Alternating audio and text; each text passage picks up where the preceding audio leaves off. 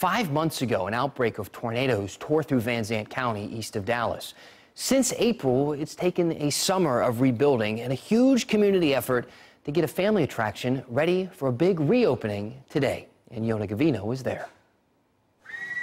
These are the sights and sounds of a fall festival. 5 months ago, it was hard to imagine getting to this day. It looks great. You wouldn't even know that a tornado came through here. We restored about 8 buildings that were very heavily damaged from the storm. Kama Bozeman owns Yesterland Farm. The tornado crushed rides and blew part of a building into a tree. The damage costing $250,000. Kama says it took a summer of rebuilding to get to this special day. Total strangers, family, friends showed up. Probably 30 people here the next day. Total stranger from Tyler showed up with a tractor.